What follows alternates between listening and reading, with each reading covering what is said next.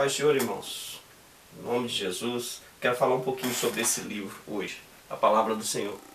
Que tem tanta coisa, fala sobre tudo, e as pessoas não têm questionado aquilo que tem sido falado, ou buscado a compreensão para verificar se é verdade absoluta, se está escrito verdadeiramente na Palavra do Senhor. Cada dia a gente tem visto as pessoas engolirem aquilo que tem sido passado para elas, e elas não têm, por falta de conhecimento, por não ter domínio da Palavra do Senhor, têm engolido aquilo. Eu vou falar só umas curiosidades para vocês. Por exemplo, você sabia que Eva, quando foi gerada, passou um certo tempo para que ela recebesse o nome de Eva? Ela não recebeu o nome de Eva de imediato. Quando Deus chegava lá no Jardim do Éden, ele chamava por Adão, e Eva vinha porque ela sabia que ela era uma só carne com ele, e Deus tão somente chamava o nome do homem. Posteriormente é que Eva recebeu o nome de Eva, está em Gênesis capítulo 3, verso 20. Interessante essa questão. Mas uma coisa bem divulgada erradamente em livros, filmes, são quantos animais que adentraram a Arca de Noé. Normalmente a gente vê um casal adentrando, mas está errado. Se você for lá na Palavra do Senhor, em Gênesis capítulo 7, no verso 2 e verso 3, você vai verificar que os animais que adentraram a Arca de Noé foram 7 casais de animais puros, um casal tão somente de animal impuro, e no verso 3 fala 7 casais de aves. Estranho e novidade, mas é o que está na Palavra do Senhor. Mas se você também verificar em Josué capítulo 6, verso 3 e 4, a questão das voltas de Jericó, normalmente a gente até ouve pregações, até campanha, 7 voltas de Jericó, está errado, são 7 dias, mas são 13 voltas, pasme, são 13 voltas, porque 6 dias é uma volta cada nos 6 primeiros dias. E no 7º dia, 7 voltas. 6 mais 7, 13. É assim que a Palavra do Senhor fala. Dalila também. Muitas das vezes a gente vê o filme Dalila cortando o cabelo de Sansão. Lá em Juízes capítulo 16, verso 19. Está errado. Ela chama um filisteu. E quem corta o cabelo de Sansão é um filisteu. São curiosidades interessantíssimas que muitas das vezes a gente aprende errado, mas é o que a Palavra do Senhor fala, é o que a Palavra de Deus demonstra, é o que está escrito na Bíblia. Exemplo de ciência também. A Terra é redonda. Isaías capítulo 40, verso 22, a Palavra de Deus já falava que Isaías, Deus já demonstrava em 1500 anos antes de Cristo, que a Terra é redonda.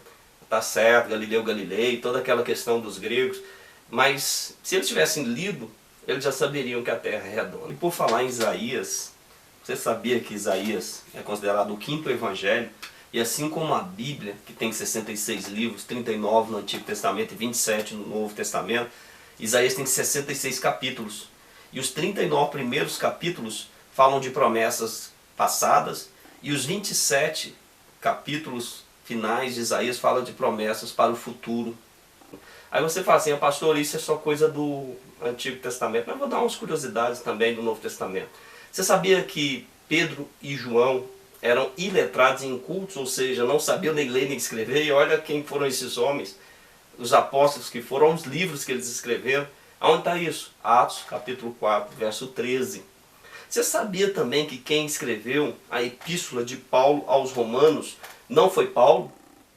Não foi. Pasme, foi Tércio. Está lá em Romanos capítulo 16, verso 22. Agora para a questão de guerra espiritual. Existem algumas armas espirituais maravilhosas. Essas muitas das vezes não são tão reveladas.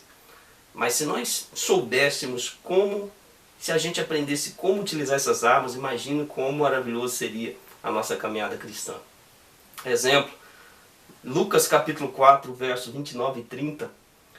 E lá em João capítulo 8, verso 59, tem duas questões que me deixam um pouco até estupefato.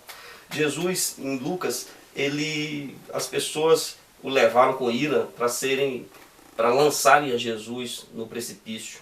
E ele simplesmente passa por entre as pessoas. E em João, as pessoas também, da mesma forma, pegaram pedras para lançar em Jesus, e a palavra também fala que ele passa no meio das pessoas. É uma arma espiritual maravilhosa. Eu creio, conforme estudos de guerra espiritual, que Jesus tão somente levanta a mão e que as pessoas ficaram paralisadas ali.